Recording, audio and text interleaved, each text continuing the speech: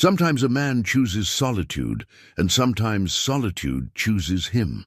For 30 years, Jasper Kincaid had lived alone in the Colorado mountains, making peace with a life where the only voices he heard were his own and the wind through the pines. When news came that his brother had died and left him the family ranch, Jasper planned to sell it quick and return to his mountain sanctuary. But in the dark corner of the old barn, he found something that changed everything. A wild young woman, wearing animal skins, who spoke no English and looked at him with the eyes of a frightened animal. Who was she? What had his brother been hiding all these years in Copper Creek Valley?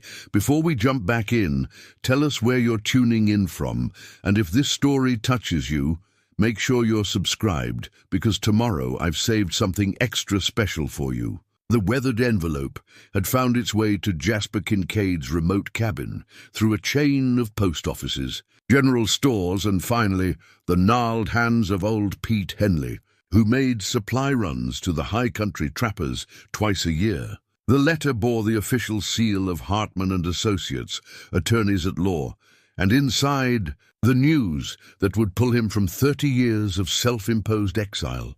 Thomas Kincaid, his younger brother by 4 years, was dead. Heart attack, the lawyer's letter said. Found alone in the ranch house 3 weeks ago by the mailman. No wife, no children, no close friends to speak of. Just Jasper, listed as sole beneficiary of the Copper Creek Valley Ranch that had been in their family for 3 generations. Jasper held the letter in hands that bore the scars of countless encounters with steel traps. Mountain weather and the sharp edges of a life lived deliberately hard. The paper trembled slightly, not from the cold mountain air that seeped through the cabin's weathered logs, but from something deeper, a tremor that reached back through decades of silence between brothers. He set the letter on the rough-hewn table next to his grandfather's trapping journal, a leather-bound book that chronicled 3 generations of Kincaid men who had worked these mountains. The journal's pages told of successful seasons and lean ones, of animals tracked and caught, of weather survived and storms weathered. It spoke of a time when the family name meant something in Copper Creek Valley. Before the arguments, before the accusations, before the silence that had stretched between him and Thomas like a chasm, neither man seemed willing or able to cross. The decision to descend from his mountain sanctuary didn't come easily. Jasper had built his life around the certainty of solitude, the predictable rhythms of seasons and survival. His cabin sat at 10,000 feet, accessible only by horseback or snowshoe, depending on the season. For 30 years, he had trapped in winter, hunted and fished in summer, and spent the long evenings reading by lamplight or carving small figures from mountain pine. It was a life that asked nothing of him except competence and endurance, 2 qualities he possessed in abundance. But Thomas was dead, and despite everything that had driven them apart, he was still blood.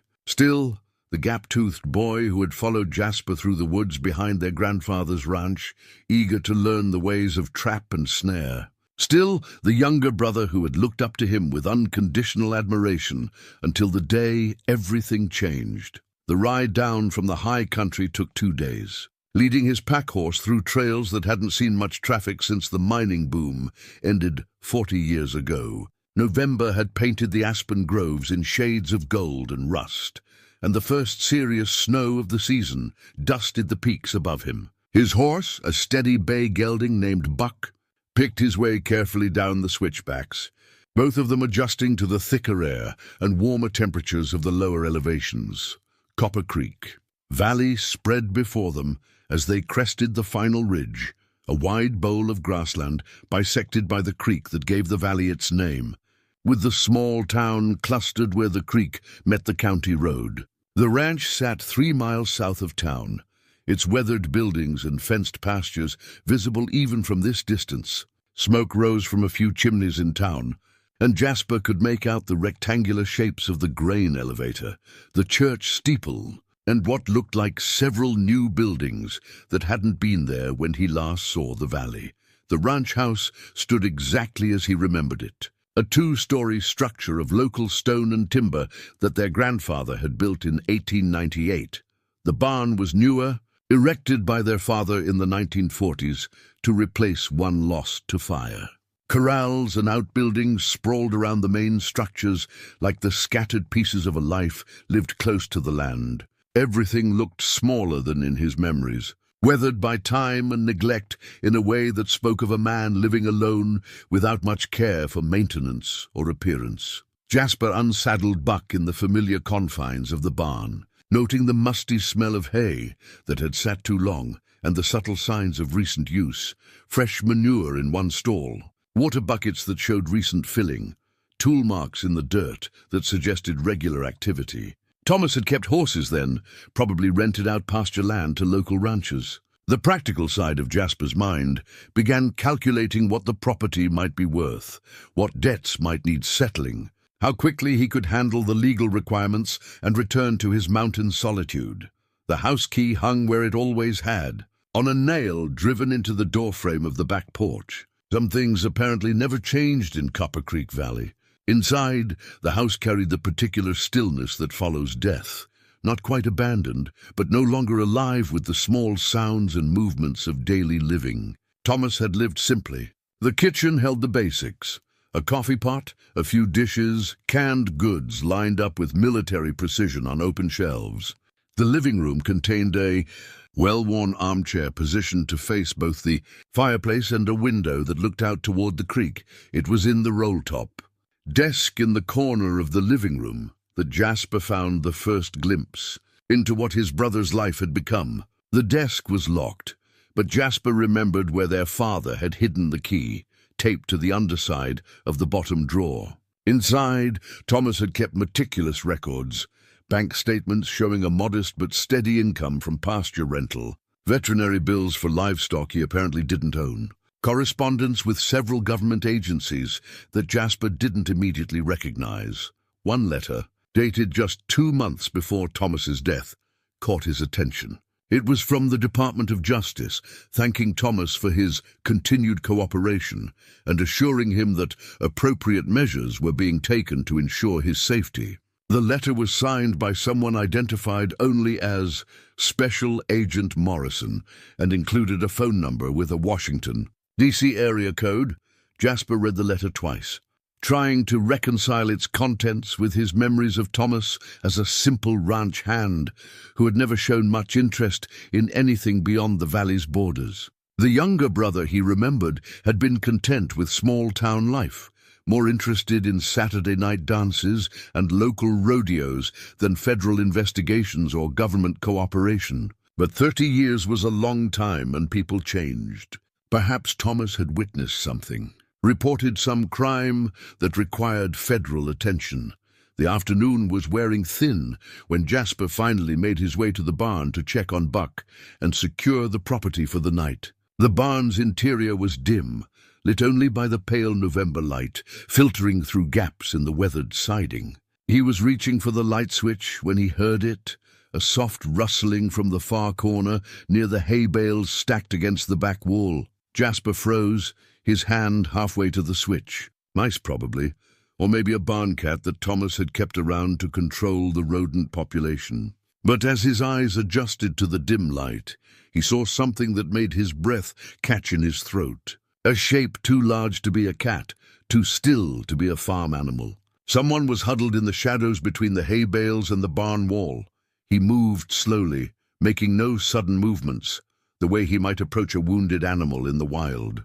As he drew closer, details resolved themselves into something that challenged his understanding of what he was seeing. A young woman, certainly, but unlike any he had ever encountered. Her hair was long and tangled, dark with streaks that might have been dirt or might have been natural coloring. She wore what appeared to be roughly sewn animal hides: deer, rabbit, perhaps some others he couldn't immediately identify.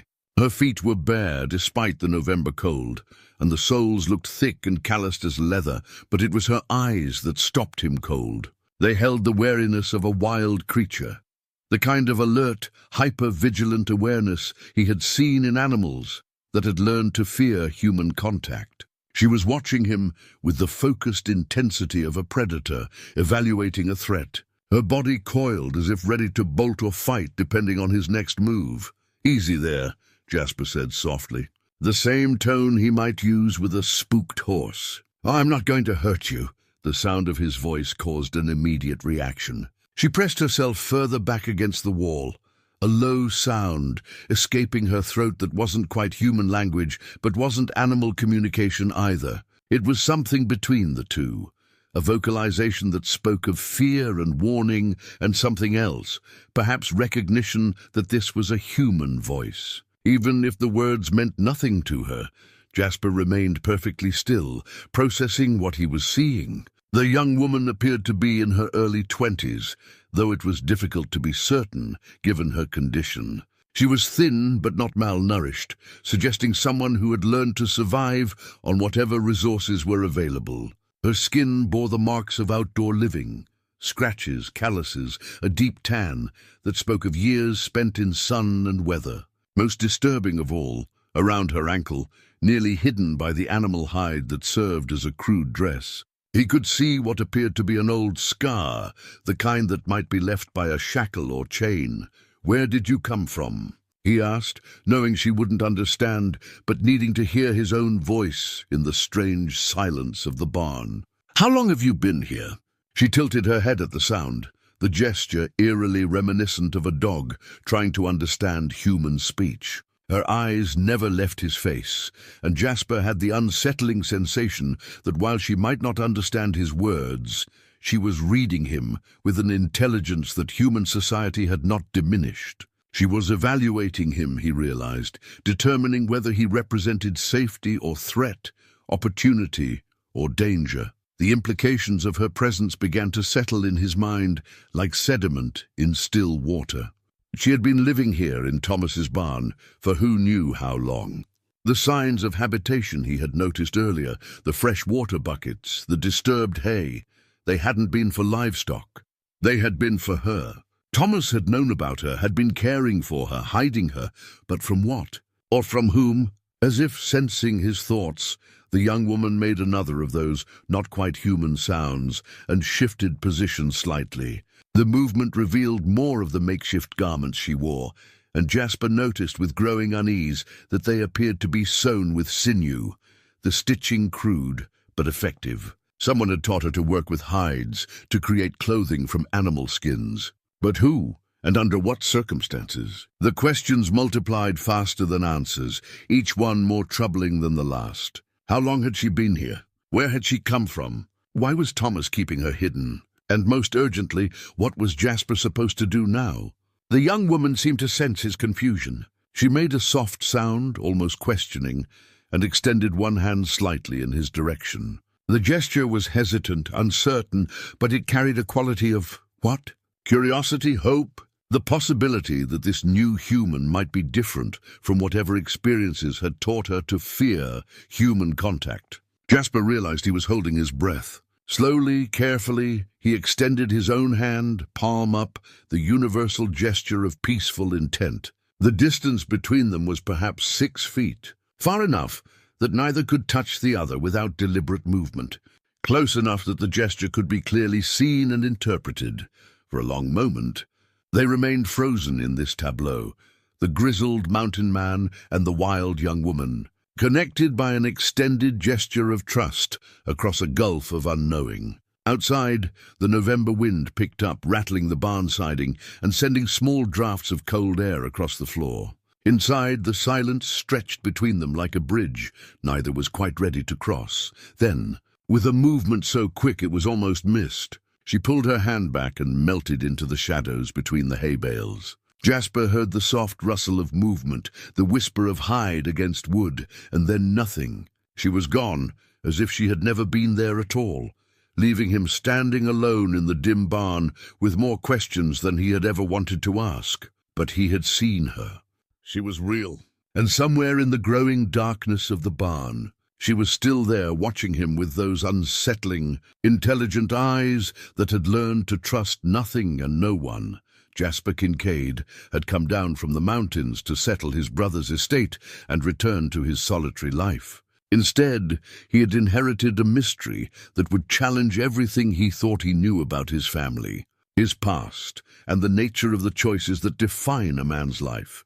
The sun was setting behind the western hills, painting Copper Creek Valley in shades of gold and shadow. Night was coming, and with it the necessity of decisions that could not be postponed until morning. Whatever Thomas had been hiding, whatever secret he had carried to his grave, it was now Jasper's burden to bear, and in the darkness of the barn, a pair of eyes watched and waited to see what kind of man this mountain hermit would prove to be.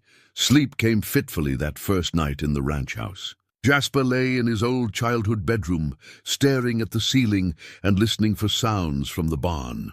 Every creak of settling timber, every whisper of wind through the eaves might have been the young woman moving about in the darkness. He had left food, bread, jerky, a jar of water, near where he had last seen her, but when he checked before turning in, the offerings remained untouched. Morning brought clearer thinking and the necessity of action. Jasper rose before dawn, as was his habit, and made coffee in Thomas's kitchen while considering his options. He could call the sheriff, report finding someone living rough on the property. But something about the young woman's obvious terror of human contact made him hesitate. She had been hiding successfully enough that even Thomas's death hadn't driven her away. She must have reasons for avoiding contact with authorities, and until he understood what those reasons were, involving the law seemed premature. The second option was to simply leave things as they were, settle Thomas's affairs quickly, and return to his mountain sanctuary, leaving the young woman to whatever fate had brought her here. But 30 years of solitude had not dulled his conscience entirely, and abandoning someone so obviously vulnerable felt like a betrayal of every decent instinct he possessed, which left the third option. Try to understand what he was dealing with before making any irrevocable decisions. He approached the barn with the same careful deliberation he might use when tracking a dangerous animal. The food he had left was gone, but whether she had taken it or some other creature had made off with it was impossible to determine. He called out softly as he entered, announcing his presence and intentions. "I'm coming in," he said. "Just want to check on things. I'm not going to hurt you." This time she didn't immediately retreat into the shadows. Instead, she watched him from her position near the back wall, her dark eyes tracking his movements with that same unsettling intelligence. In daylight, filtered through the barn's windows, he could see her more clearly. She was younger than he had first estimated, perhaps 20 at most, and despite her feral appearance, there was something in her face that spoke of breeding, of good bone structure that suggested she hadn't always lived wild. Her hair, he now saw, was naturally dark brown, though streaked with lighter highlights that might have come from sun exposure. The animal hides she wore were more skillfully made than they had appeared in the dim light. Someone had taught her to work leather with considerable competence. But it was the scars that told the real story. In addition to the mark around her ankle, he could see older injuries on her arms and shoulders. The kind of marks that spoke of restraint, of struggle, of years spent in circumstances that no human being should endure. "My name is Jasper," he said, settling slowly onto a hay bale several feet away from her. "This was my brother's place, Thomas. Did you know Thomas?" At the sound of his brother's name, her reaction was immediate and startling. She made a sound that was almost a word, not quite human language, but clearly an attempt at communication. Her body language changed, becoming less defensive, though no less wary. "Thomas," Jasper repeated. "You knew him." This time the sound she made was unmistakably affirmative.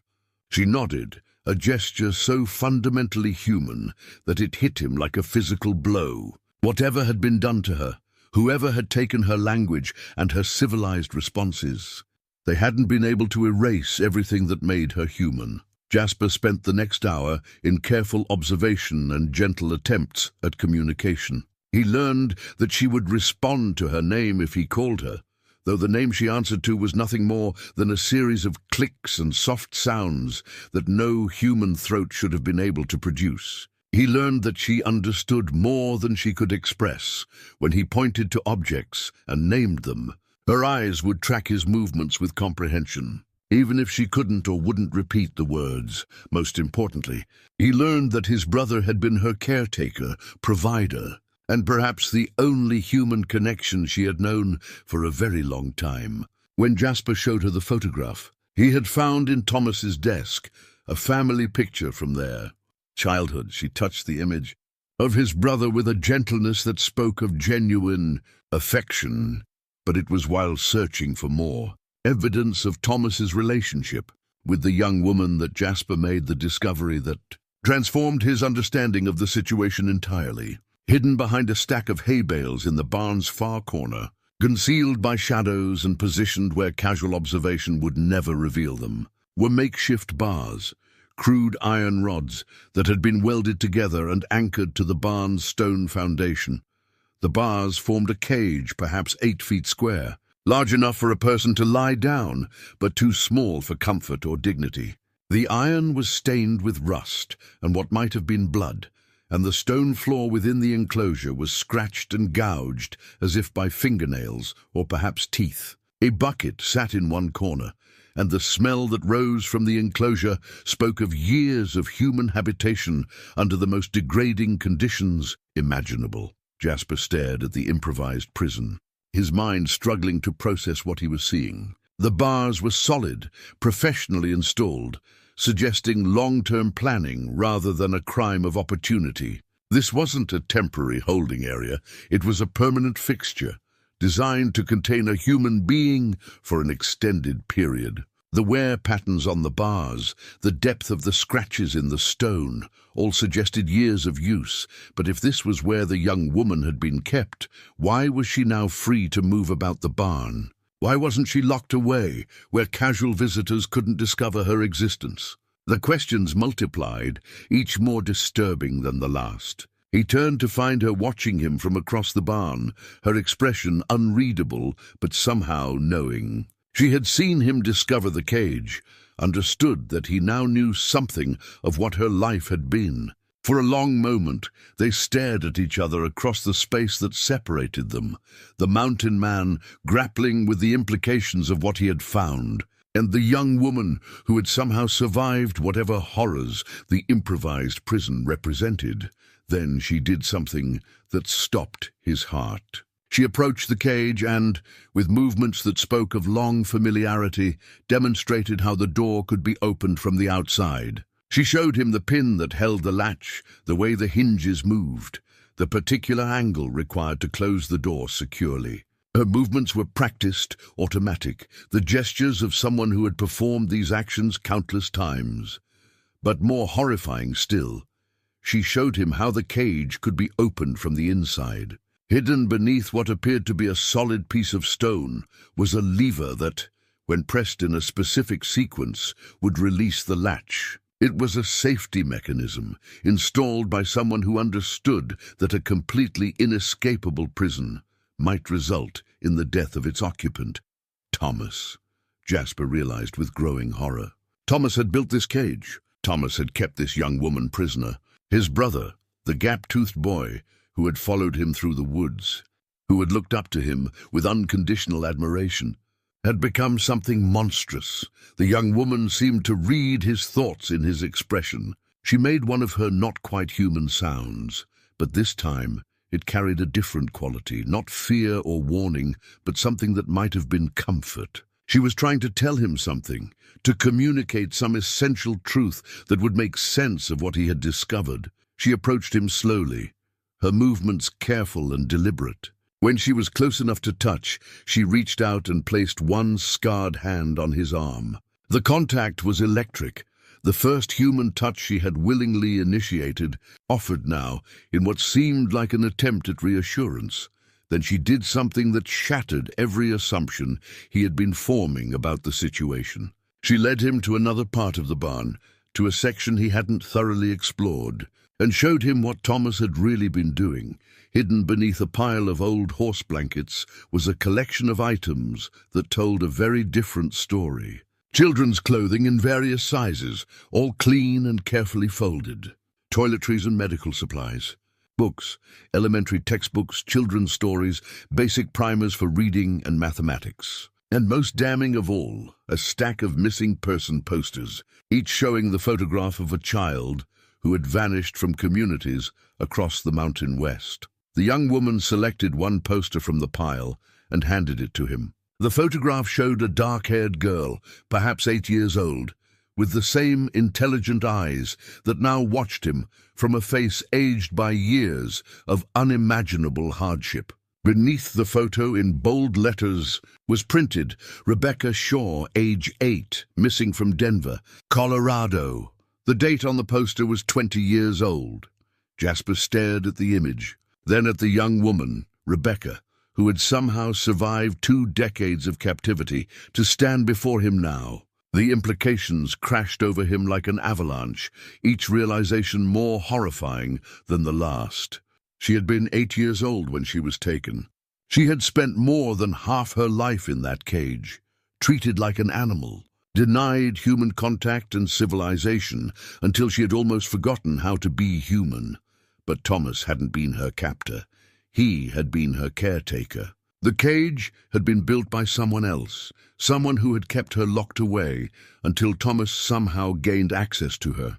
The safety mechanism, the careful provisions, the evidence of genuine care. Thomas had been trying to help her, not harm her, which raised the most terrifying question of all.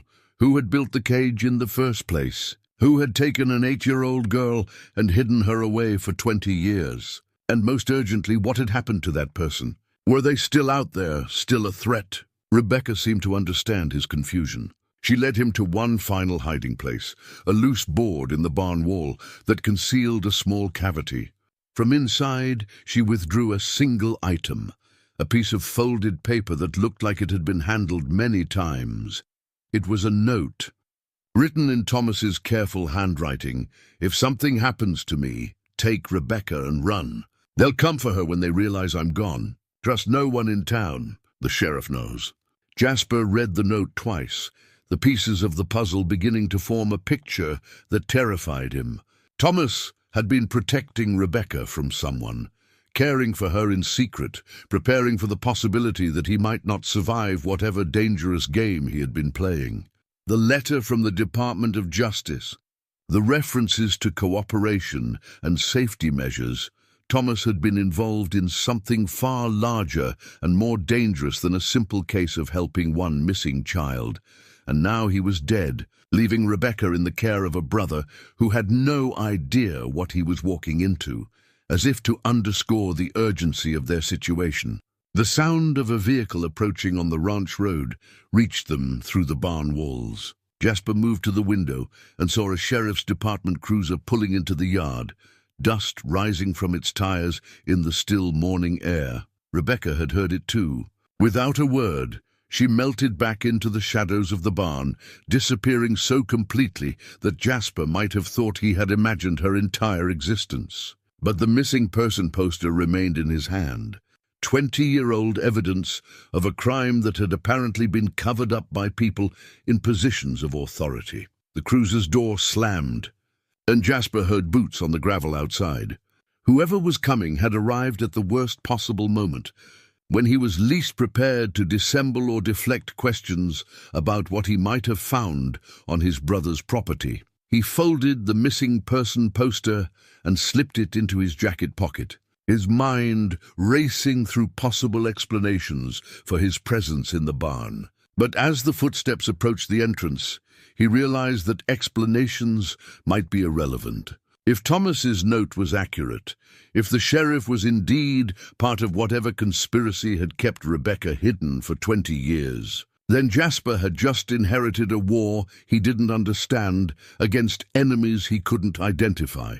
The barn door creaked open, and Deputy Sheriff Crawford stepped into the dim interior, his hand resting casually on the butt of his service weapon. "Morning, Mr. Kincaid." Deputy Crawford's voice carried the practiced neutrality of law enforcement, but his eyes were already scanning the barn's interior with more than casual interest. "Heard you were back in town.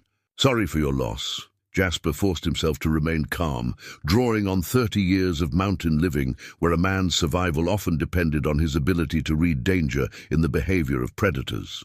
Crawford was hunting, though for what exactly remained unclear. Deputy Jasper acknowledged with a nod. Just checking on the livestock situation. Thomas apparently kept horses for local folks. That he did.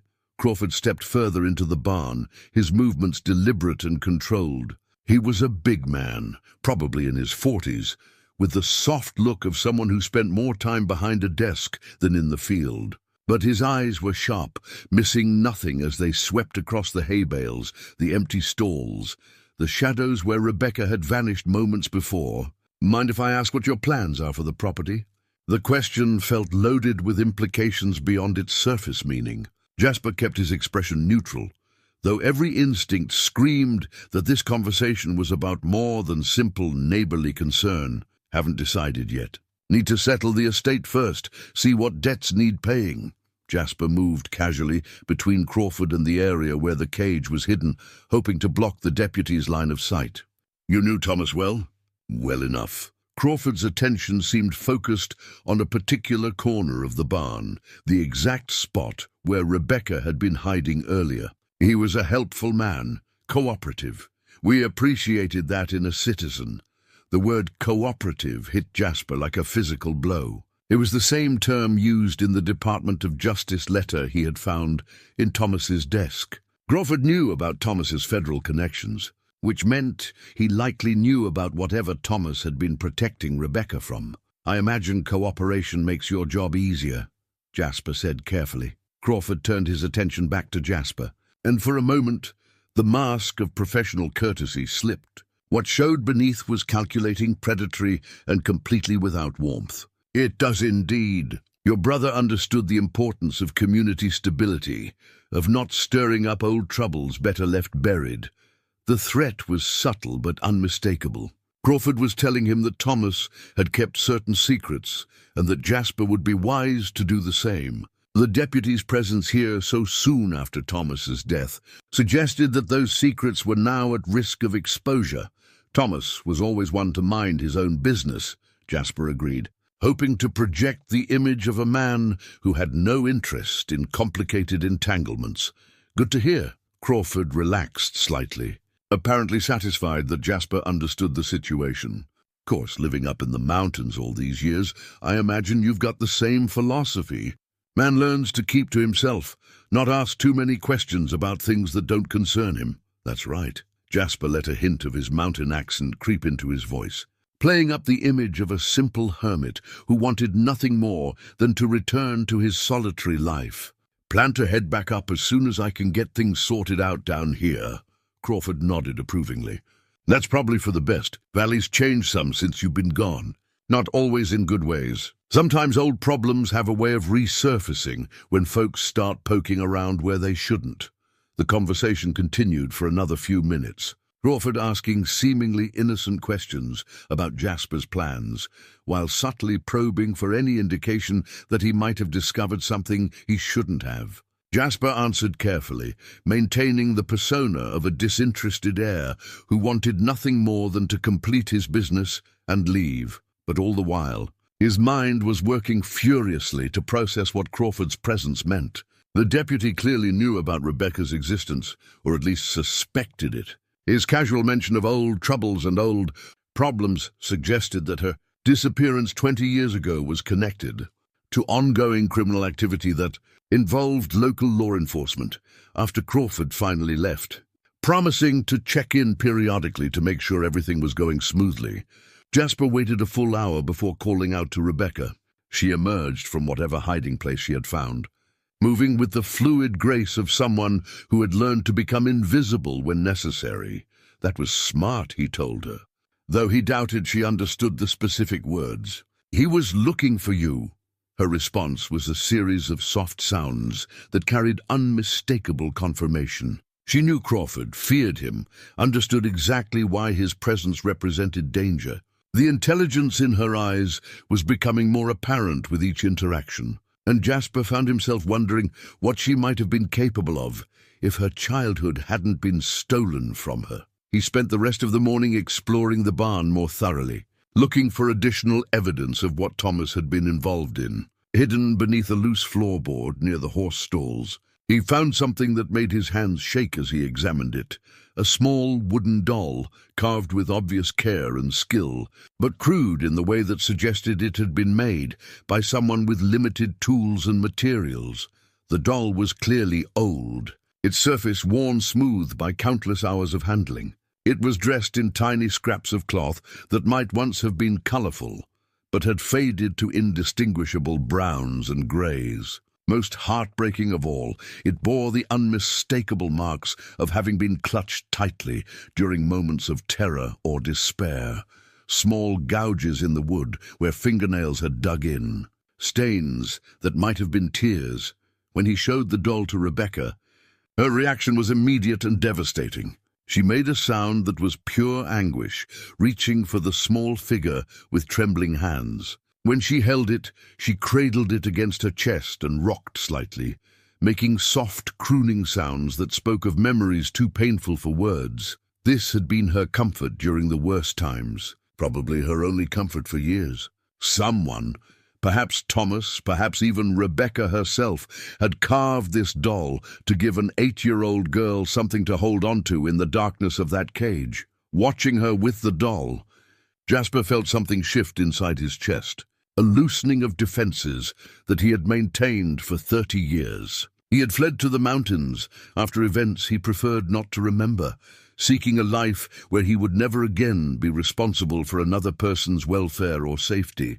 But looking at Rebecca now, seeing the woman she had somehow managed to become, despite everything that had been done to her, he realized that some responsibilities could not be avoided. She needed protection, and through accident or fate, he was the only person in a position to provide it. Crawford's visit had made it clear that staying in Copper Creek Valley was dangerous for both of them, but simply running away felt like another form of abandonment. Rebecca had been abandoned enough for one lifetime. That afternoon, he began making practical preparations for what might come next. He checked the ranch's boundaries, noted possible escape routes, and inventoried supplies that might be useful if they needed to leave quickly. His military training, dormant for decades, began reasserting itself. The habits of tactical thinking, situational awareness, and contingency planning that had once kept him alive in hostile territory. But it was Rebecca's gradual emergence from her shell that provided the day's most hopeful moments. As the hours passed and no immediate threats materialized, she began to relax slightly in his presence. She watched him work with obvious curiosity, occasionally making soft sounds that seemed designed to get his attention. When he responded by naming objects or explaining what he was doing, she listened with an intensity that suggested she was trying to relearn the patterns of human communication. By evening, she had managed her first recognizable word, Jasper, though it came out as something closer to Jasper, with the emphasis on the wrong syllable. The sound of his name in her voice hit him harder than he had expected, a reminder that beneath the feral exterior was a woman who had never given up her essential humanity. As darkness fell over Copper Creek Valley, Jasper found himself facing a future far more complicated than the simple estate settlement he had anticipated. Rebecca was real, she was in danger, and she was now his responsibility, whether he had chosen it or not.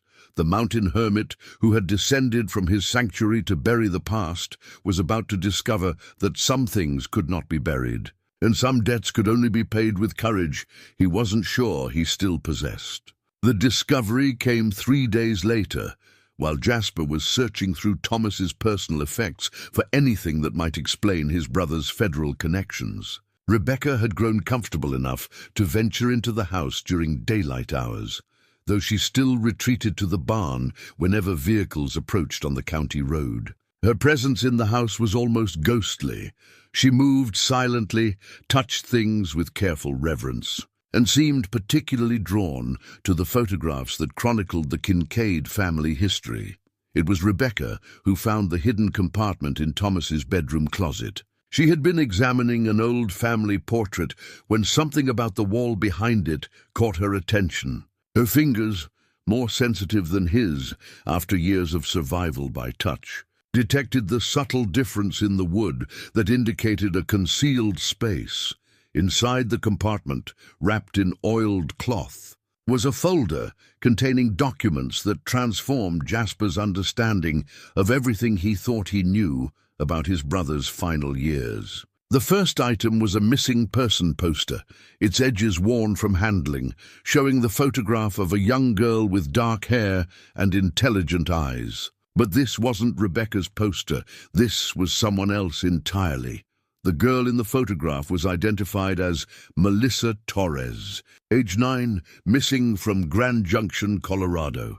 The date on the poster was 15 years old. Beneath it were more posters. Sarah Chen, age 7, missing from Durango. Jennifer Valdez, age 8, missing from Steamboat Springs. Amanda Wright, age 10, missing from Boulder. 12 posters in total, spanning 23 years. All showing children who had vanished without trace from communities across Colorado and the surrounding states. All girls, all between the ages of 7 and 10, all with similar physical characteristics, dark hair, slight builds, the kind of children who might be overlooked in a crowd, but it was the 13th poster that made Jasper's blood run cold. Unlike the others, this one was crisp and new, the photograph clearly recent. It showed a girl who couldn't have been missing for more than a few months. Her school picture smiled bright against the stark black and white of the poster format. Katie Morrison, age 8, missing from Copper Creek, Colorado. The date on the poster was just 6 weeks old. This child had vanished from their own town, practically in Thomas's backyard, while he was supposedly cooperating with federal authorities to expose whatever network was responsible for the other disappearances. Rebecca's reaction to the posters was immediate and devastating. She made sounds of distress that were almost human language, her body language radiating an anguish that transcended the barriers of communication. She touched each photograph with trembling fingers, her eyes reflecting a pain that spoke of personal knowledge, of understanding exactly what had happened to these children because she had survived it herself. When she came to Katie Morrison's poster, she pressed her hand flat against the photograph and made a sound that was unmistakably a name. Not the English pronunciation, but something close enough that Jasper understood she was trying to say Katie. She knew this child, had seen her, perhaps even tried to help her. The implications were staggering. The network that had taken Rebecca 20 years ago was still active, still operating in and around Copper Creek Valley. They had taken Katie Morrison just weeks before Thomas's death, which meant Jasper's thought process was interrupted by Rebecca's sudden tension. She had moved to the window and was peering cautiously through the curtains, her body language screaming alarm. Following her gaze, he saw what had caught her attention. A black SUV with tinted windows, moving slowly down the county road toward the ranch. The vehicle's approach was deliberate, predatory. It slowed as it passed the ranch entrance, the driver clearly studying the property before continuing down the road and disappearing around a bend. But Jasper had caught enough of a glimpse to know this wasn't casual traffic. The SUV had government plates. Rebecca remained at the window for several minutes after the vehicle disappeared, her vigilance absolute. When she finally turned back to him, her expression carried a message that needed no translation. They were being watched, evaluated, and the watchers were not friendly. That evening, Jasper made a decision that went against every instinct for self-preservation he had developed during 30 years of mountain living. Instead of packing up and fleeing with Rebecca to the relative safety of the high country, he decided to dig deeper into Thomas's secrets. The missing children deserved better than to be forgotten, and Katie Morrison, if she was still alive, deserved rescue. He began with Thomas's computer, a machine his brother had apparently used primarily for correspondence with federal agencies. The email history revealed a pattern of communication with someone identified only as A. Morrison, the same last name as the missing girl. The emails were cryptic, filled with references to packages, deliveries, and safe storage, but their tone suggested a relationship based on mutual cooperation rather than coercion. One email dated just 2 weeks before Thomas's death, was more explicit than the others. Package arrived damaged. Require immediate consultation regarding repair protocols. Situation becoming unstable. Request extraction if protocols fail. Another, sent just 3 days before Thomas died. Extraction denied. Maintain current position. Additional packages may require storage. Exercise extreme caution. The final email in the chain was from A. Morrison to Thomas, sent the day before his death. Package compromised.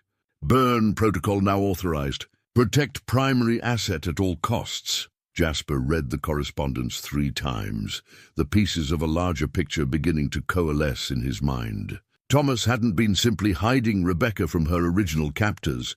He had been part of an ongoing federal operation designed to expose and dismantle the network responsible for the disappearances. The packages were the missing children, and Thomas's ranch had been a safe house where rescued children could be hidden while evidence was gathered against their captors. But something had gone wrong. The operation had been compromised.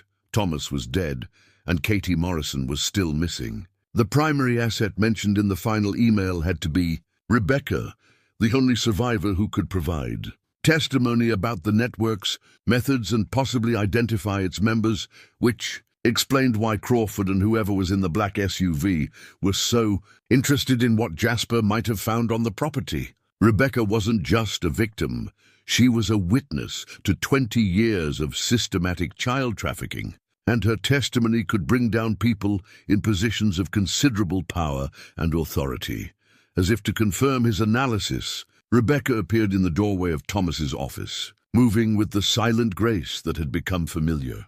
In her hands was something that made Jasper's breath catch, a crude map drawn on what appeared to be a piece of animal hide, marked with symbols and landmarks that were clearly meaningful to her. She approached the desk and spread the hide map beside Thomas's computer, then began pointing to various locations marked on its surface. Her vocalizations were more urgent now, carrying an insistence that transcended language barriers. She was trying to tell him something important, something that related to the missing children and the network that had held her captive. One symbol appeared repeatedly on the map, a crude drawing that might have been a building or structure, always located near what appeared to be water sources. As Jasper studied the markings more carefully, he began to recognize landmarks from the Copper Creek Valley area. The creek itself was clearly represented, as were several distinctive rock formations and what might have been the location of the ranch. But there were other locations marked as well, places in the valley that Rebecca had somehow learned about during her captivity, places where other structures might be hidden, where other victims might be held. Rebecca touched one symbol in particular, her finger pressing against the hide with emphasis. The location appeared to be several miles north of the ranch, in an area of the valley that Jasper remembered as heavily forested and rarely visited. She made her sound for Katie, then touched the symbol again. The message was clear. Katie Morrison was being held at that location, and Rebecca knew how to find her. But rescue would mean exposing themselves to whoever was watching the ranch, revealing that they knew far more than they should about the network's operations. It would mean abandoning the relative safety of hiding and taking action against enemies whose capabilities and resources remained unknown.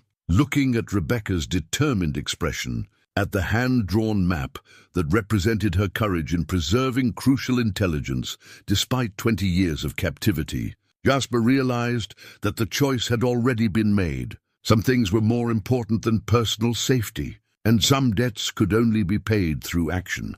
The mountain hermit, who had sought only solitude, was about to discover whether 30 years of peace had dulled his capacity for war. The search of Thomas's remaining belongings yielded discoveries that painted an increasingly complex picture of his final years. Hidden in a false bottom of his bedroom dresser, beneath layers of carefully arranged clothing, Jasper found a collection that chilled him to the bone. Sheriff's badges from 6 different states, each one authentic and bearing the patina of regular use. The badges weren't souvenirs or collectibles. They represented active law enforcement credentials from Colorado, Wyoming, Utah, New Mexico, Arizona, and Montana, each issued to different variations of Thomas's name: Thomas Kincaid, Tom Kincaid, T.J. Kincaid, Thomas King, Tom King, and T.J. King.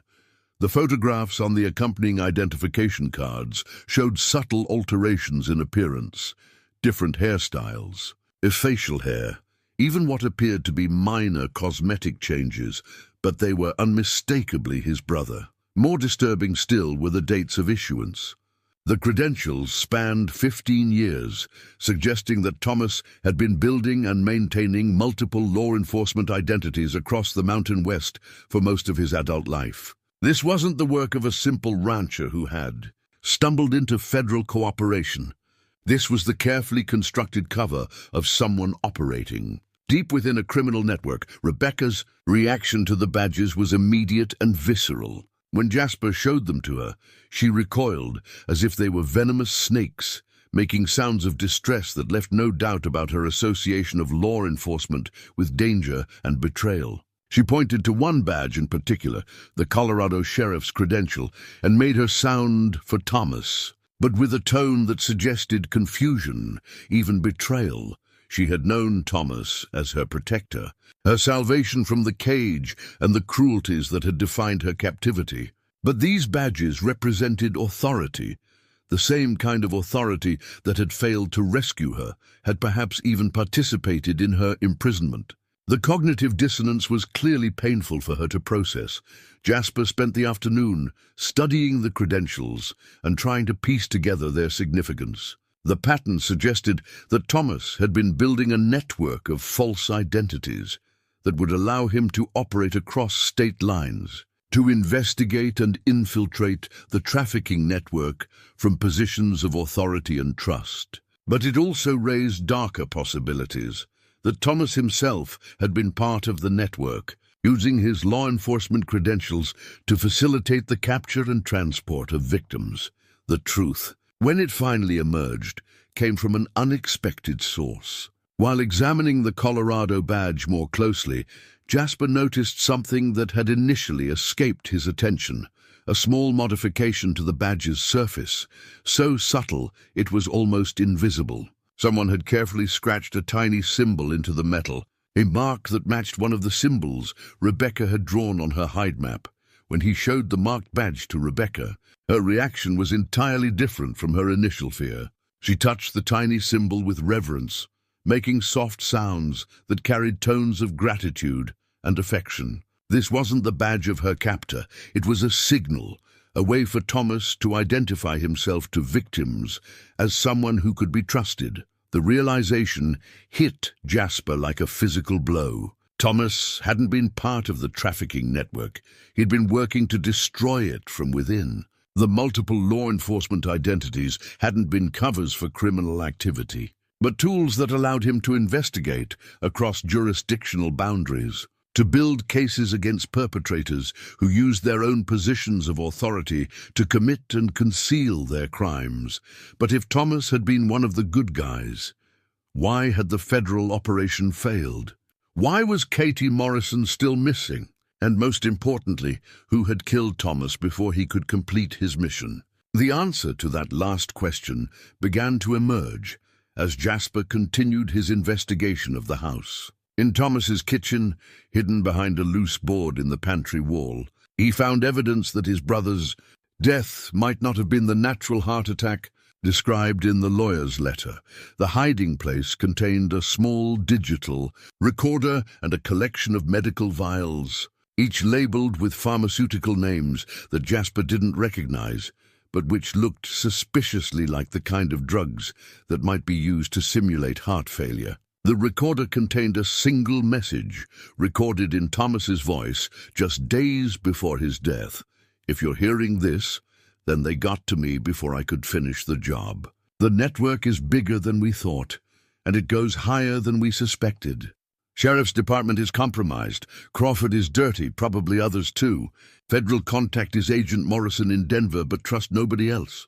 The girl in the barn is Rebecca Shaw. She's our best witness, maybe our only witness.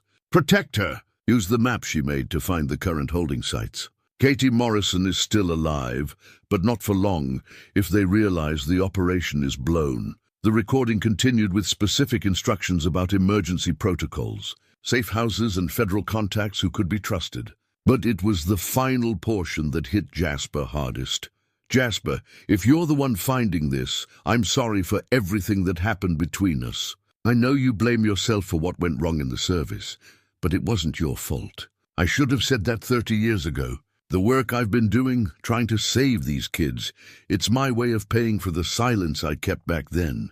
Sometimes the only way to live with yourself is to risk everything for something that matters more than your own survival. The message ended there, leaving Jasper staring at the recorder with emotions he hadn't allowed himself to feel in 3 decades. Thomas had known about his military service, about the events that had driven him to seek refuge in the mountains. More than that, Thomas had understood the guilt that had defined Jasper's adult life and had found his own way to confront similar demons. Rebecca appeared in the kitchen doorway, moving with the silent grace that no longer surprised him. She approached carefully, her expression questioning, as if she could sense the emotional turmoil the recording had triggered. When she was close enough, she reached out and touched his arm, the same gesture of comfort she had offered in the barn, but now tinged with something that might have been understanding. "He was trying to save you," Jasper said aloud,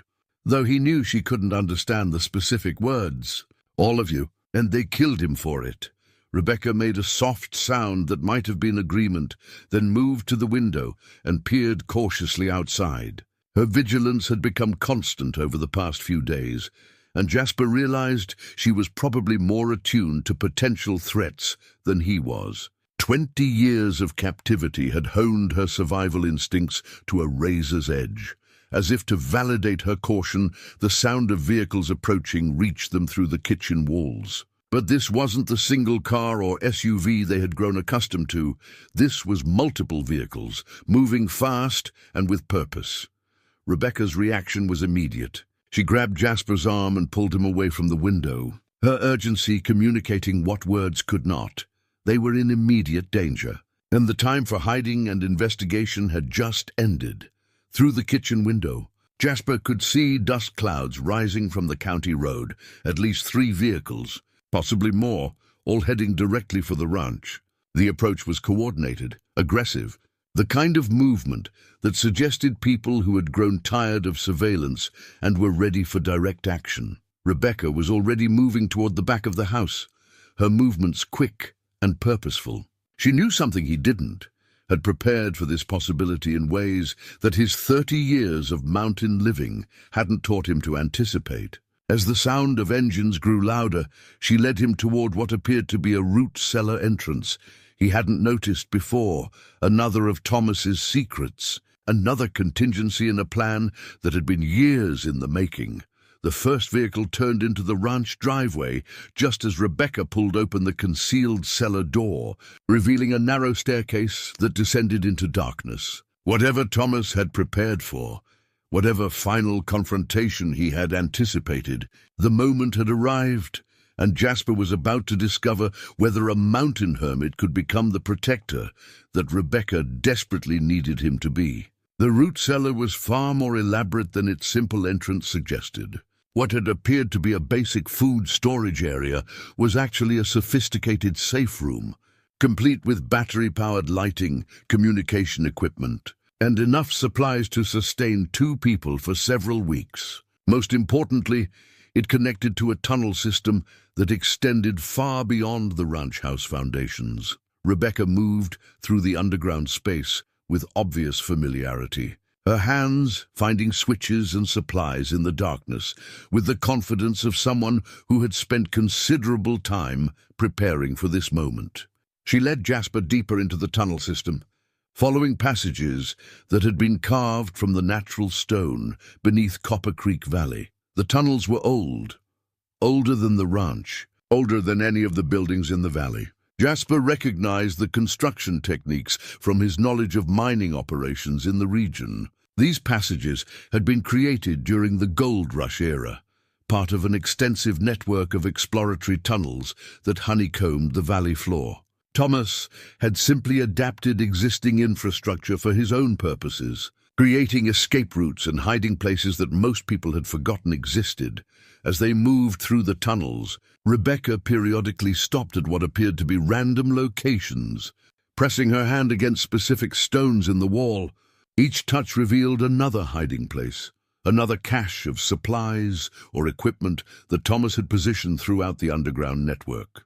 The man had been preparing for this contingency for years, creating a shadow infrastructure that would allow him to continue his operations, even if his primary base was compromised. One cache contained something that stopped Jasper cold, a detailed map of the tunnel system, and drawn with the same careful precision that characterized Rebecca's hide map. But this version showed far more than just the immediate area around the ranch. The network extended throughout the valley, connecting to basements of buildings in town, emerging in remote locations miles from any road, and most disturbingly, intersecting with what appeared to be other underground facilities marked with the same symbols Rebecca had used to indicate holding sites. The scope of what Thomas had discovered was staggering. The trafficking network wasn't just using isolated buildings or remote locations to hold their victims. They were utilizing the valley's forgotten mining infrastructure, creating a hidden world beneath the surface where children could be held, moved, and transported without any risk of casual discovery. Rebecca touched one location on the tunnel map with particular urgency, making her sound for Katie while pointing to a passage that branched off from their current route. The symbol at that location matched the one she had identified earlier as Katie Morrison's current prison. But according to the map, reaching that site would require navigating several miles of underground passages, some of which were marked with warning symbols that suggested structural instability or other dangers. Above them, the sound of heavy footsteps and voices filtered down through the stone and earth. Their pursuers had reached the house and were conducting a thorough search. Jasper could hear furniture being moved, doors being slammed, and the sharp commands of people who clearly had authority and weren't concerned about property damage. But it was the conversation that chilled him most. The voices were discussing sanitization protocols and asset recovery, using the same clinical terminology that Thomas's federal correspondents had employed. These weren't local law enforcement officers conducting a routine investigation. These were people who understood exactly what they were looking for and had the resources to conduct a comprehensive operation. Rebecca tugged at his sleeve, her urgency clear. She wanted to move deeper into the tunnel system, away from the immediate threat above. But Jasper found himself torn between the need for escape and the growing certainty that running would only delay the inevitable confrontation. Katie Morrison was somewhere in this underground labyrinth, and every hour of delay reduced the chances of finding her alive. As if reading his thoughts, Rebecca pulled something from one of the supply caches, a small notebook that Thomas had apparently left for precisely this situation. The pages contained detailed intelligence about the trafficking network's operations, including schedules, personnel, and most crucially, the rotation patterns for moving victims between holding sites. According to Thomas's notes, victims were typically held at any given location for no more than 72 hours before being moved to prevent rescue operations. Katie Morrison had been missing for 6 weeks, which meant she had been moved multiple times through the network. But the notes also indicated that final disposition of victims, either sale to buyers or elimination if they were considered too high risk, typically occurred at a central facility that served as the network's primary operations center. The location of that facility was marked on Thomas's tunnel map, identified by a symbol that was larger and more elaborate than any of the others. It was positioned at the far end of the valley, beneath what appeared to be an abandoned mining complex that had been defunct for decades. More ominously, Thomas's notes indicated that the facility was scheduled to be cleaned within days of his death. suggesting that the network had been preparing to eliminate evidence and witnesses before relocating their operations. If Katie Morrison was still alive, she would be at that central facility. And if Thomas's intelligence was accurate, she didn't have much time left. Rebecca seemed to understand the urgency as well. She showed Jasper another item from the cache, a crude but effective explosive device that Thomas had apparently constructed from mining supplies. The old tunnels contained plenty of dynamite and blasting equipment left over from the Gold Rush era, and Thomas had utilized those resources to create weapons that could be used against the network's infrastructure. The plan that emerged from Thomas's notes was audacious and dangerous. The central facility could be reached through the tunnel system, but doing so would require passing through several checkpoints where the network maintained security. The explosives could be used to create diversions, to collapse passages behind them to prevent pursuit, or as a last resort, to destroy the facility entirely if rescue proved impossible. But attempting the mission would mean abandoning any possibility of escape. The tunnel system had multiple exits, but all of them were now likely under surveillance. Once they committed to reaching the central facility, there would be no turning back. Above them, the sounds of the search were growing more systematic and thorough. Jasper could hear what sounded like drilling or cutting equipment being deployed, suggesting that their pursuers either knew about the underground network or were prepared to create their own access points. Rebecca touched his arm and pointed to a specific passage on the tunnel map, the route that led toward the central facility. Her expression carried a question that transcended language barriers.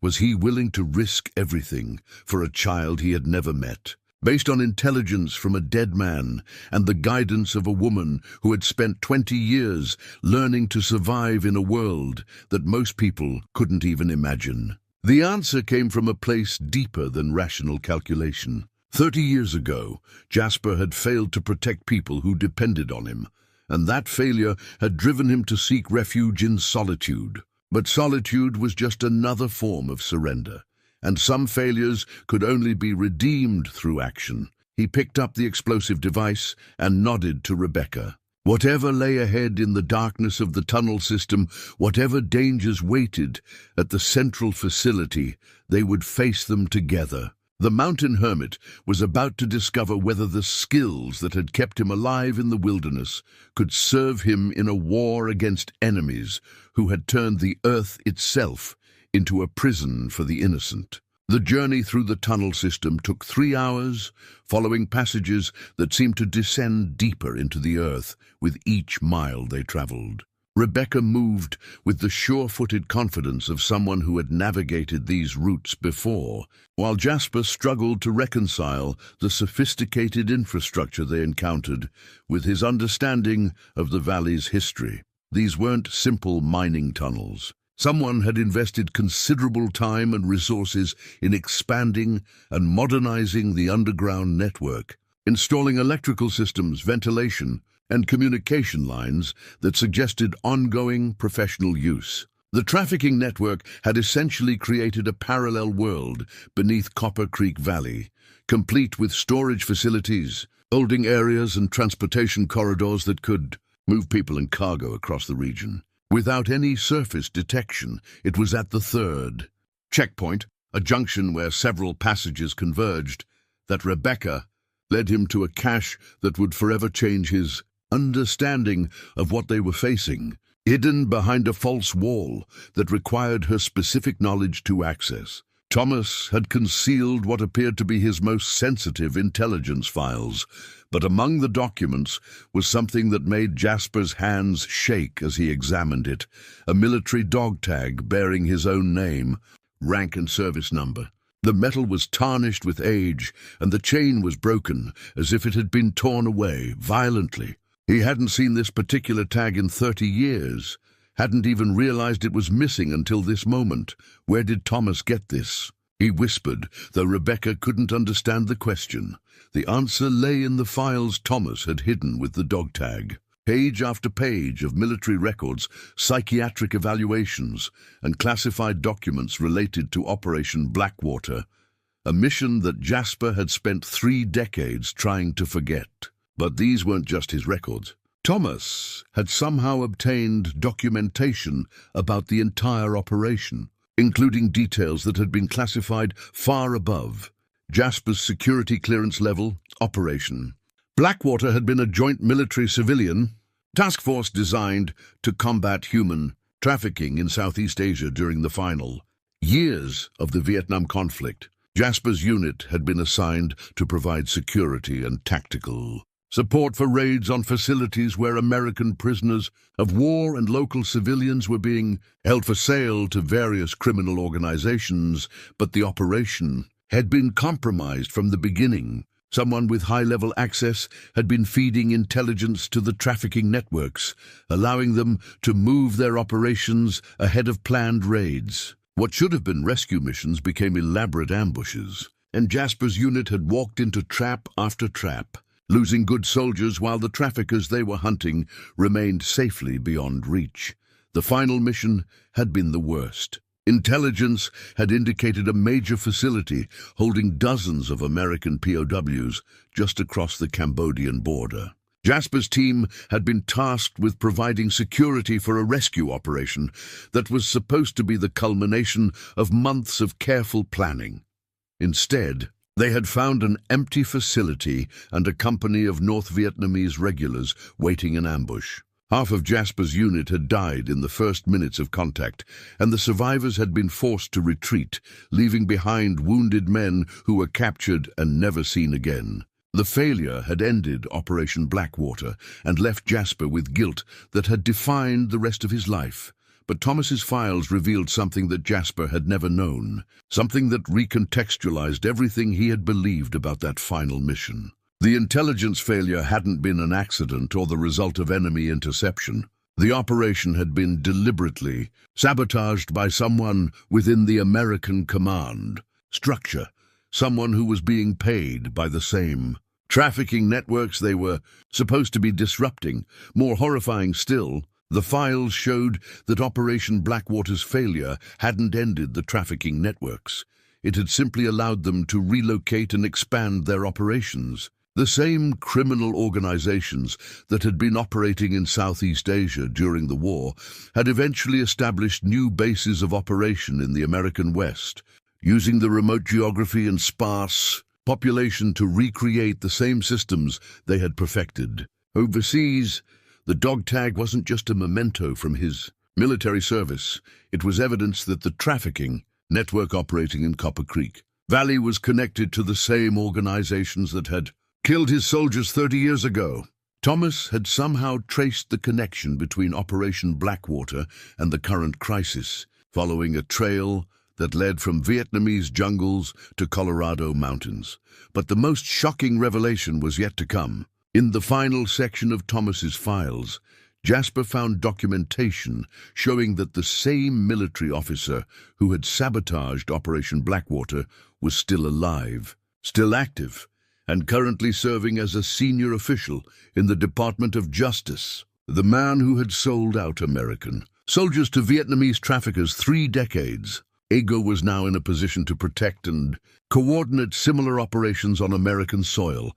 Agent Morrison, the federal contact mentioned in Thomas's correspondence, wasn't just another investigator working the case. According to the files, Morrison was the son of Colonel Richard Morrison, the officer who had betrayed Operation Blackwater. The current investigation wasn't an attempt to dismantle the trafficking network. It was a carefully orchestrated effort to eliminate witnesses and evidence before the network relocated to avoid exposure. Thomas hadn't been cooperating with federal authorities. To expose the traffickers, he had been feeding them information while secretly gathering evidence that could be used to bring down the entire conspiracy. But his death had come before he could reveal what he had learned, leaving Rebecca as the only witness who could provide testimony about the network's operations. Rebecca seemed to sense the emotional impact of his discoveries. She approached carefully, making soft sounds of comfort while watching his face with those intelligent eyes that missed nothing. When she reached out to touch the dog tag in his hands, her expression showed recognition, not of the specific object, but of the pain its presence represented. She had known this moment would come, had understood that his investigation of Thomas's secrets would eventually lead to painful truths about his own past. In her own way, she had been preparing him for this revelation, helping him build the emotional strength necessary to confront not just the present danger, but the guilt and trauma that had shaped his adult life. He knew, Jasper said aloud, the words echoing in the tunnel's silence. Thomas knew about Blackwater, knew about Morrison, knew that everything I've blamed myself for was caused by someone else's betrayal.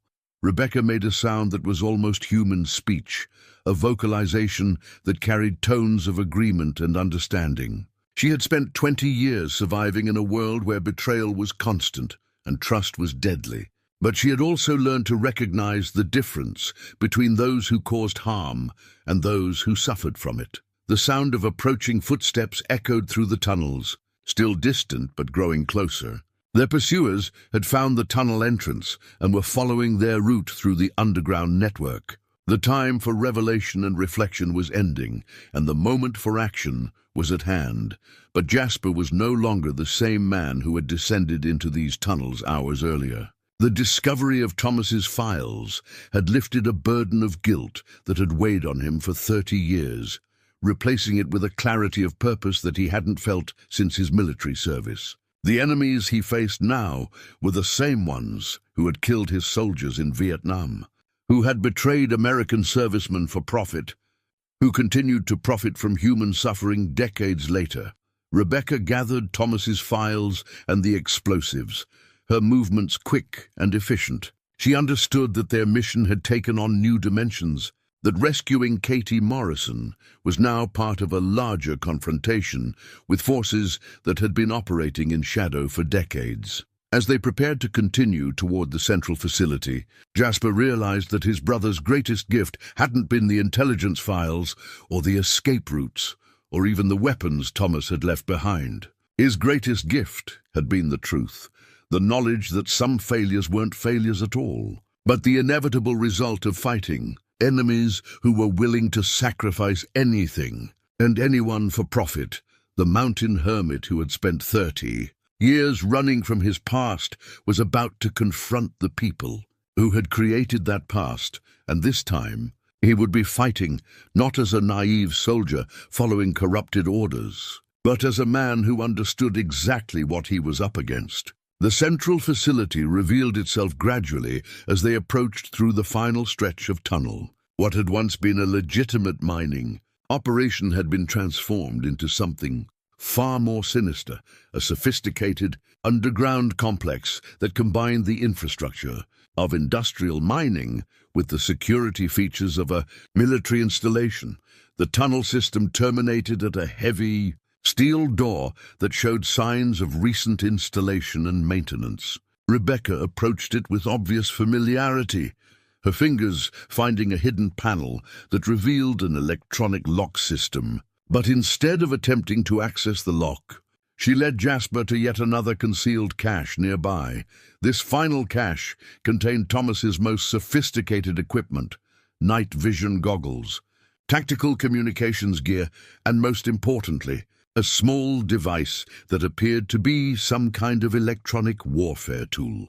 According to the brief instructions Thomas had left with it, the device could disrupt the facility's security systems for approximately 15 minutes, enough time to infiltrate the complex and locate any prisoners being held inside. But it was the final item in the cache that provided the most crucial intelligence.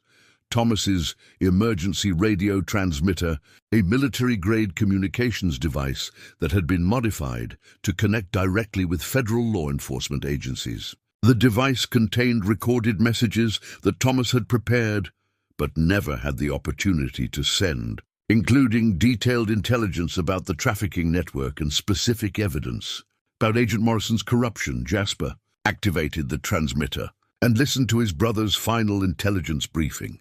Thomas's voice was calm and professional, but underneath the military precision was an urgency that spoke of a man who knew he was running out of time. "This is Agent Thomas Kincaid, Federal Identification Number 77492 Alpha.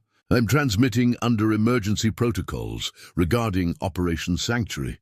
The trafficking network we have been investigating is compromised at the highest levels. Agent Morrison is not a legitimate federal investigator. He is the operational commander of the network. We are attempting to dismantle. The central facility is located beneath the abandoned Copper Creek mining complex. Coordinates 39.743 north, 106.891 west. Current intelligence indicates 17 victims are being held at this location, including recent acquisition Katie Morrison, age 8, abducted from Copper Creek 6 weeks ago. Security protocols are extensive: motion sensors, electronic locks, armed guards in 12-hour rotation shifts. Facility personnel include Sheriff's Deputy Crawford, Town Mayor Phillips, and Mining Company Foreman Stevens. All are armed and have orders to eliminate witnesses if the facility is compromised. Primary witness Rebecca Shaw is secure at my location. She possesses detailed knowledge of network operations spanning 20 years and can provide testimony sufficient for prosecution of all involved parties. Protect her at all costs. If you are receiving this transmission, I am likely dead or compromised. Execute emergency protocols immediately. Trust no one in local law enforcement.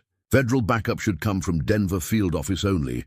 Contact Agent Sarah Chen, identification 6628 Bravo. Timestamp November 15th, 0300 hours. In transmission, the recording concluded with specific technical details about the facility's layout, guard rotations, and security vulnerabilities that Thomas had observed during his infiltration of the network. But it was the reference to 17 victims that hit Jasper hardest. Katie Morrison wasn't the only child being held in the underground complex. The rescue mission had just become exponentially more complicated and urgent. Rebecca had been listening intently to the recorded message, and though she couldn't understand the specific words, she clearly recognized the tone and urgency. When the transmission ended, she made sounds that were almost human speech, pointing to the steel door and then to herself, indicating that she knew the layout of the facility beyond. Using gestures and simple drawings in the tunnel's dust, Rebecca began mapping out the complex for Jasper. The facility contained 3 main sections: a reception area where new victims were processed, a holding area with individual cells for longer-term captivity, and what appeared to be a preparation area where victims were readied for transport to buyers. According to Rebecca's crude map, the children would most likely be held in the central section, which was the most heavily guarded and isolated from the facility's entrances. Reaching them would require passing through multiple security checkpoints and potentially engaging several armed guards. But Rebecca had advantages that no external assault team could possess. She knew the facility's layout intimately, understood the guard rotation patterns, and most crucially, she knew how the victims would react to a rescue attempt.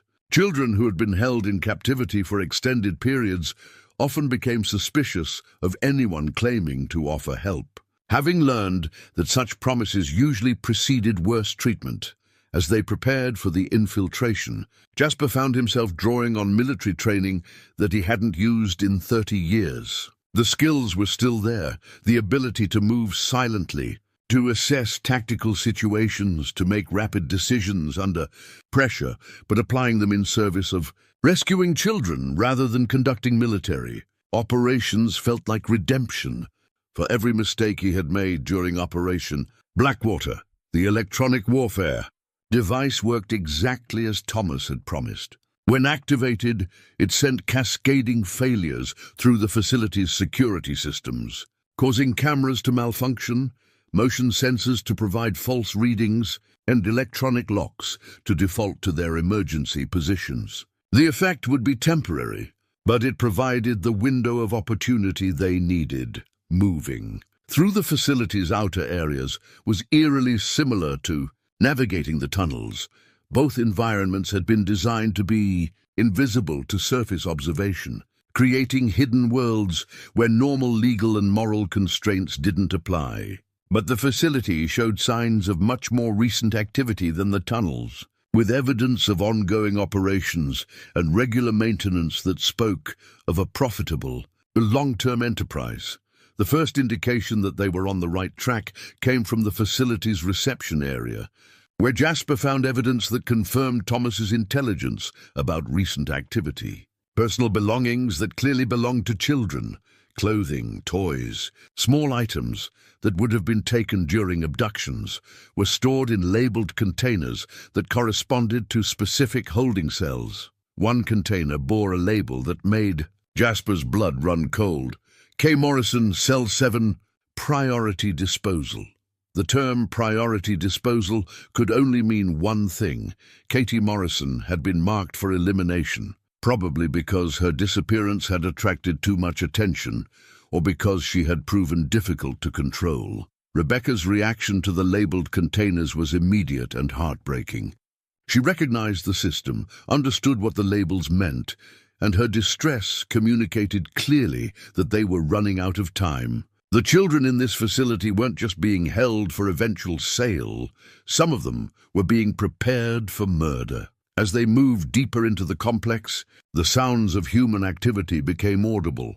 Muffled voices, footsteps, and most disturbingly, the soft sounds of children crying. The victims were close, but so were their captors. The facility's security protocols might have been disrupted, but the human guards remained alert and dangerous. It was in the corridor leading to the holding cells that they encountered their first direct evidence of the facility's true purpose. The walls were lined with photographs, dozens of children, some recent, others dating back years, each image marking another victim of the trafficking network. Some photos bore notations about successful placements. Others were marked with symbols that Jasper didn't want to interpret too closely.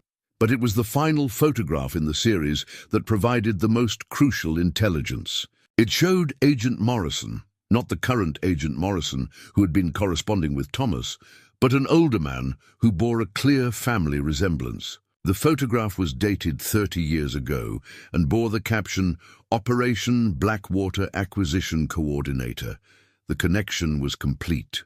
The same criminal network that had corrupted Operation Blackwater in Vietnam had simply transferred their operations to American soil, using the skills and contacts they had developed during the war to create a domestic trafficking enterprise.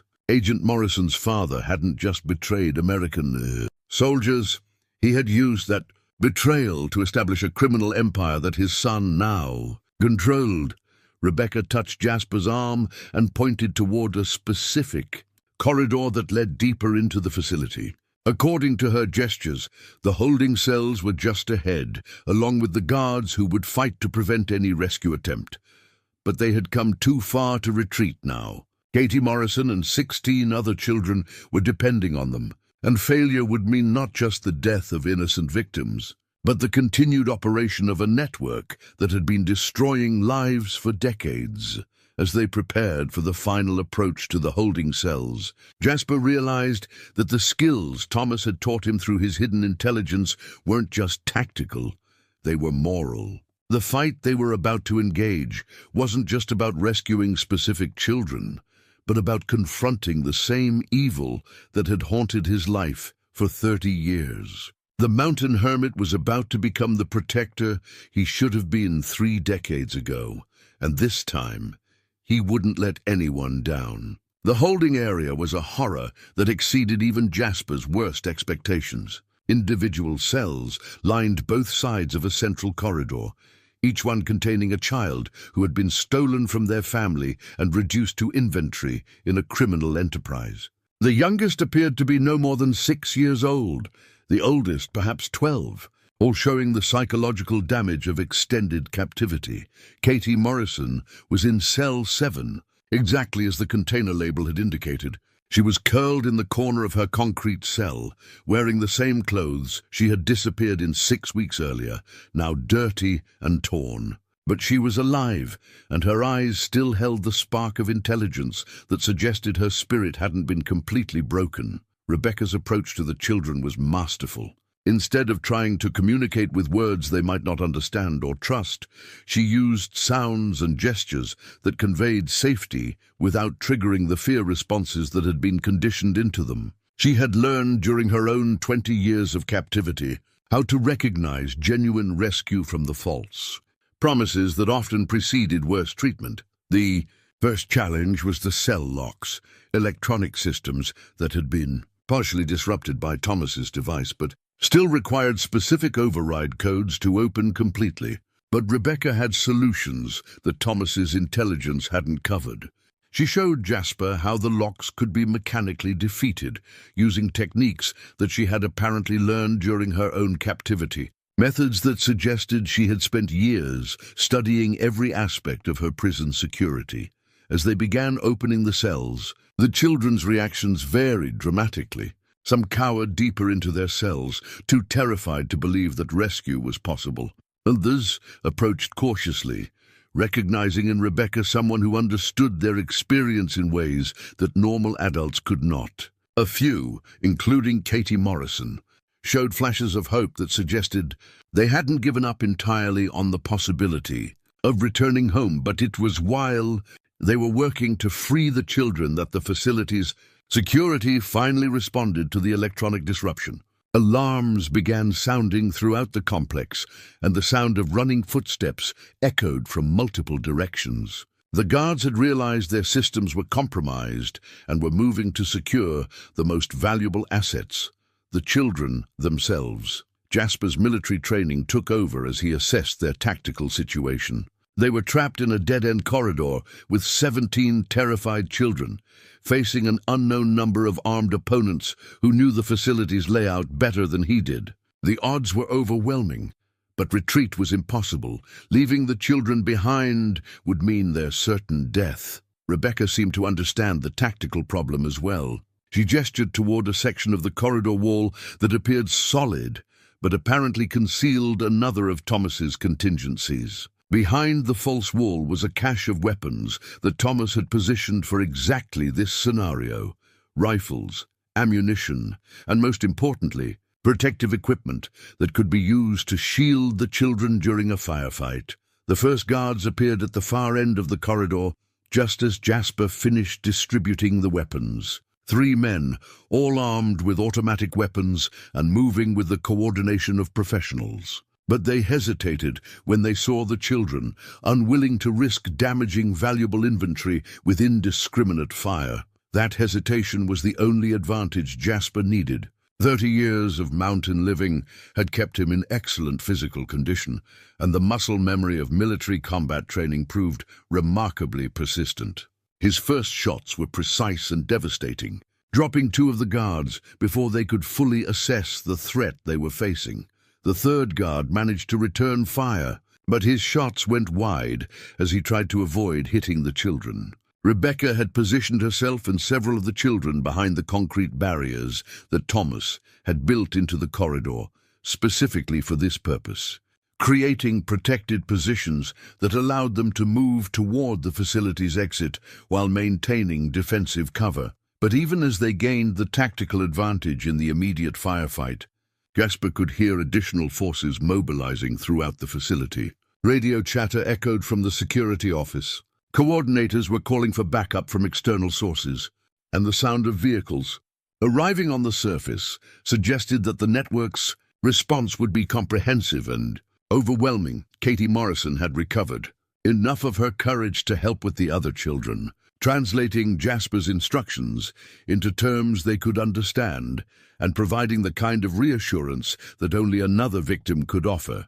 Her leadership among the other children was remarkable, suggesting that even 6 weeks of captivity hadn't destroyed the strength of character that had helped her survive. As they fought their way toward the facility's main exit, Rebecca revealed the final element of Thomas's preparation: a series of explosive charges he had placed throughout the complex, designed to destroy evidence and collapse key sections of the facility if rescue became impossible. The charges could be triggered remotely, but doing so would also eliminate any possibility of escape through the tunnel system. The choice was stark. Use the explosives to ensure that the facility could never again be used to hold children, but risk being trapped in the resulting collapse, or attempt to escape through routes that were likely already compromised by the network's response teams. Looking at the 17 children who depended on him for their lives, Jasper realized the choice had already been made. The decision came when Deputy Crawford's voice echoed through the facility's communication system, broadcasting an ultimatum that left no room for negotiation. You have 60 seconds to surrender the children and exit the facility. After that, we implement final protocols for all assets. Final protocols. Jasper understood the euphemism.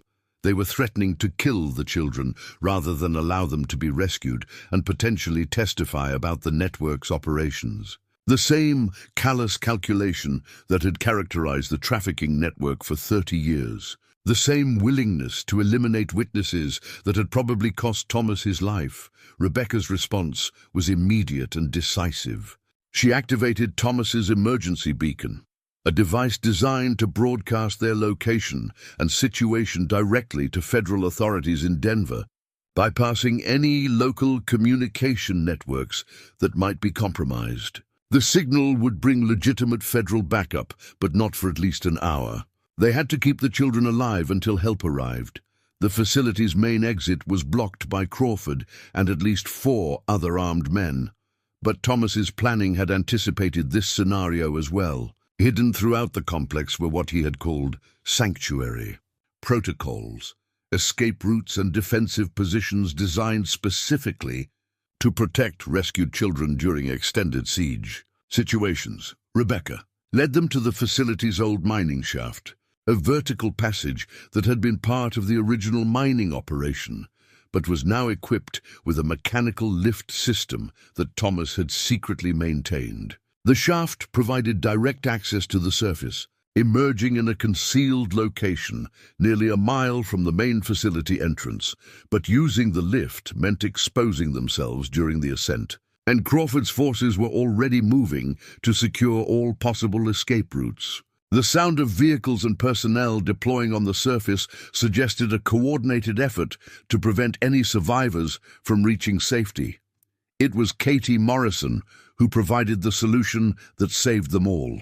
Despite her 6 weeks of captivity, she had retained enough presence of mind to observe and remember details about the facility's operation. She knew about a secondary communication system that the guards used for coordination, a system that could be accessed from the mining shaft's control room. Using Katie's intelligence, Jasper was able to monitor Crawford's radio traffic and coordinate their movements to avoid the search teams that were systematically covering the area above ground. More importantly, he could hear Crawford coordinating with someone identified as Morrison Sr., confirming that the original Agent Morrison, the man who had betrayed Operation Blackwater, was still alive and actively directing the network's operations. The conversation between Crawford and Morrison revealed the full scope of what they were facing. The trafficking network wasn't just a criminal enterprise, it was a multi-generational operation that had been refining its methods for decades. The children they were rescuing represented just a small fraction of the victims who had been processed through facilities like this one over the years. But it also revealed something else. The network was preparing to abandon the Copper Creek operation entirely. Morrison's instructions to Crawford were clear: eliminate all witnesses, destroy all evidence, and relocate operations to a backup facility in another state. The rescue mission hadn't just saved 17 children. It had disrupted a major trafficking hub that might have operated undetected for years to come. Rebecca's role in the final escape was crucial. Her knowledge of the valley's geography, gained during 20 years of captivity and careful observation, allowed her to guide them through terrain that avoided the search teams while staying within range of the emergency beacon's signal. She had become, in effect, their tactical navigator through a landscape that she understood better than their pursuers. The moment when federal backup finally arrived was marked by the distinctive sound of helicopters approaching from multiple directions. But these weren't local aircraft. They were military helicopters, suggesting that Thomas's emergency protocols had triggered a response that went beyond normal law enforcement procedures. Agent Sarah Chen, the legitimate federal investigator mentioned in Thomas's final transmission, was among the first responders to reach their location. Her initial priority was securing the children's safety, but she also immediately understood the significance of what Jasper and Rebecca had accomplished. The 17 children they had rescued represented the largest single recovery of trafficking victims in the region's history. More importantly, the intelligence Thomas had gathered, combined with Rebecca's testimony about 20 years of network operations, provided federal authorities with enough evidence to dismantle trafficking operations across multiple states.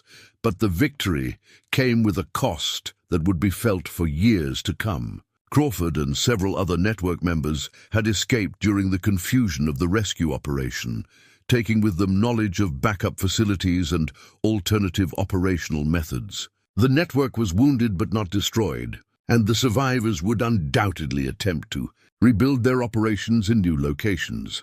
As federal agents secured the scene and began processing the rescued children for medical treatment and family reunification, Jasper realized that his role in the crisis was far from over. Rebecca would need protection during the lengthy legal proceedings that would follow, and his knowledge of the network's history made him a valuable witness in building the prosecution's case. The mountain hermit, who had sought only solitude, had become, through circumstances he never could have anticipated, a key figure in a federal investigation that would reshape law enforcement's understanding of organized trafficking operations in the American West. 6 months later, Jasper stood on the front porch of the Copper Creek Valley Ranch, watching Rebecca, who had legally reclaimed her birth name, work with 3 horses in the far pasture. The spring morning was clear and warm, a marked contrast to the November snow that had covered the valley during those first desperate days. The legal proceedings had been lengthy and complex, requiring testimony from dozens of witnesses and the careful reconstruction of trafficking operations that had spanned multiple decades. Rebecca's testimony had been particularly crucial, as she was the only witness who could describe the network's methods and identify key participants from personal experience. The trial had attracted national attention, not just because of the scope of the trafficking operation, but because of the revelation that federal agencies had been compromised at the highest levels. Agent Morrison, both father and son, were now serving consecutive life sentences, along with Deputy Crawford and 7 other network members who had been arrested in coordinated raids across 4 states. But it was the personal transformations that meant more to Jasper than the legal victories. Katie Morrison had been reunited with her family and was showing remarkable resilience in her recovery. The other 16 children were all receiving specialized care, and most were making progress toward normal lives despite their traumatic experiences. Rebecca's recovery had been the most remarkable of all. With access to proper medical care, education, and most importantly, the security of knowing she was truly free, she had begun reclaiming the life that had been stolen from her 20 years earlier. She was learning to read and write, studying for her high school equivalency examination, and slowly building relationships with people who could help her navigate the complexities of modern society. The ranch itself had been transformed as well. Instead of selling the property and returning to his mountain sanctuary, Jasper had decided to honor Thomas's memory by continuing his work in a different form. The ranch now served as a transitional facility for trafficking survivors, providing a safe environment where victims could begin their recovery process away from the pressures and triggers of urban settings. Agent Sarah Chen had been instrumental in establishing the program, using federal resources to fund the facility while maintaining the security protocols necessary to protect residents from potential retaliation. The underground tunnel system had been sealed, but the ranch's remote location and defensible geography made it an ideal location for a program that required both safety and privacy. The work was challenging in ways that Jasper's mountain isolation had never prepared him for. Each survivor brought unique trauma and specific needs, requiring patience, understanding, and skills that he was still learning to develop. But it was also rewarding in ways that 30 years of solitude could never match. Rebecca had become his partner in the work, using her own experiences to help newer arrivals understand that recovery was possible and that trust could be rebuilt gradually. Her ability to communicate with victims in ways that professionals couldn't match had made her invaluable to the program's success. On this particular morning, she was working with a new arrival, a teenage boy who had been rescued from a trafficking operation in Nevada just weeks earlier. Like Rebecca, he had been held for years and had forgotten much of normal human interaction. But under her patient guidance, he was beginning to remember that not all adults represented threats, and that horses could provide a form of therapeutic interaction that helped rebuild confidence and emotional stability. The photograph that sat on Jasper's desk in the ranch house showed him and Rebecca standing together beside the barn where they had first met. But their expressions were entirely different from those desperate early days. Both faces showed the kind of peace that comes from meaningful work and the knowledge that past traumas, while never forgotten, no longer defined their daily existence. Thomas's legacy lived on in more than just the ranch program. The intelligence network he had built continued to provide information that helped federal authorities identify and disrupt trafficking operations across the region. His methods had been adopted by other investigators, and his example had inspired a new generation of law enforcement. Officers who understood that fighting trafficking required long-term commitment and personal sacrifice. The wooden doll that had sustained Rebecca through her worst years now sat in a place of honor in the ranch house living room, a reminder of the resilience that had allowed her to survive and eventually triumph over unimaginable circumstances. Occasionally, new arrivals would notice the doll and understand its significance, recognizing in it a symbol of hope that had sustained someone through darkness similar to their own. As Rebecca led the horses back toward the barn, she waved to Jasper with a smile that had taken months to develop but now came naturally. The feral young woman he had found in that barn had been transformed into someone who could serve as a beacon of hope for others who had suffered similar fates. The mountain hermit, who had spent 30 years running from his past, had discovered that redemption came not from isolation, but from engagement with the world's problems and the determination to make a difference in lives that had been shattered by others. Cruelty.